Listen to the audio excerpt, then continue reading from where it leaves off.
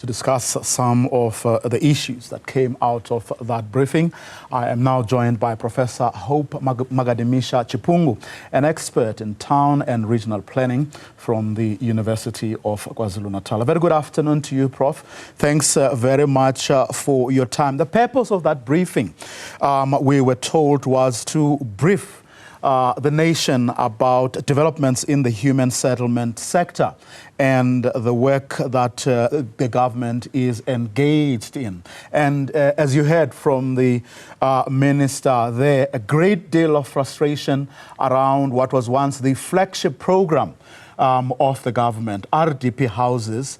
All is not well there. Yes, I fully agree with you that all is not well. We have a serious problem as it relates to the stock that we have and the level at which we are producing those houses. The quality itself is questionable, but also who occupies those houses also becomes a contested space. So I would understand why the minister would have to take that position to indicate to people what's going on. But I think the issue of housing needs to be looked at it in a very broader scale in South Africa. It is a complicated issue, but also it's something which needs a hands-on approach and the governance at the core of it to make sure that we deliver houses to our people. A complicated issue, you say, Prof, but I want for a second to just stay with the RDP houses as we call them. Has anyone, and in particular the government, been able to put a finger? I mean, we have a lot of people who have opinions, no doubt, and they've expressed them over the years as to what went wrong with that concept, and subsequently, have there been attempts to then correct those wrongs, as far as you know? Yeah, I think the concept remains the best of its own kind. I mean, giving people houses, who will dispute that?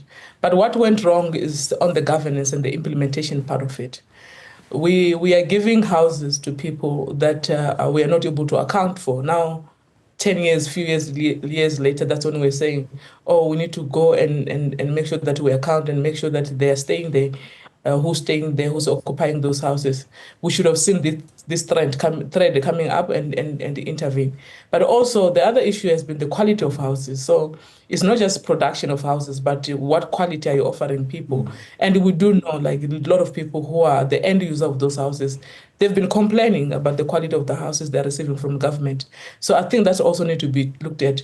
But what is critical that we often don't talk about is what we've been producing, the housing stock that we've been producing as a country. We have been producing structures, but not human settlement. In other words, we've been giving people houses. Now, what normally happens is that South Africans are not just looking for a structure to stay and live in, but they're looking for housing